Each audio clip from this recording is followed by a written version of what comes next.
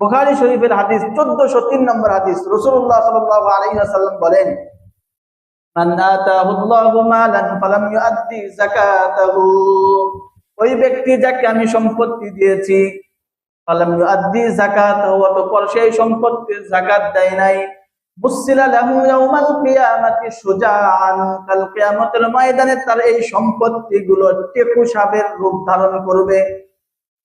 টেকু সাপের রূপ ধারণ করবে। টেকু সাপ কি? টেকু সাপ হলো বিষের কারণে মাথার চুল, পশম কিছুই থাকবে না, সবুজ হয়ে যাবে, এত বিষাক্ত সাপ। আকরা আলাহু জাবিবাতান, ভয়ঙ্কর কালো দুইটা চিহ্ন থাকবে।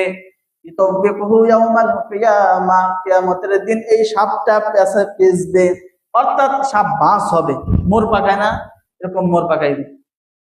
সুম্মা ইয়াখুযু বিলহিজিমাতাইহি ইয়ানি সিদকাইহি, এরপরে এই সাপ, যেই ব্যক্তি দুনিয়াতে যাকাত দেয় নাই, এই ব্যক্তির দুই চল এইভাবে কামড়িয়ে ধরবে, এইভাবে কামড়িয়ে ধরবে দুই চল। সুম্মা ইয়াখুযু বিলহিজিমাতাইহি ইয়ানি সিদকাইহি সুম্মা ইয়াকুলু আনা মালুকা ওয়া আনা কানজুকা, এরপরে ওই সাপ বলবে, আমি হলাম তোমার সম্পদ, আনা মালুকা ওয়া আনা কানজুকা, তোমার ধন সম্পদ, দুনিয়াতে আমাকে গচ্ছিত করে রেখেছিলে, আল্লাহর রাস্তায় খরচ করো নাই, আমি ওই সম্পদ।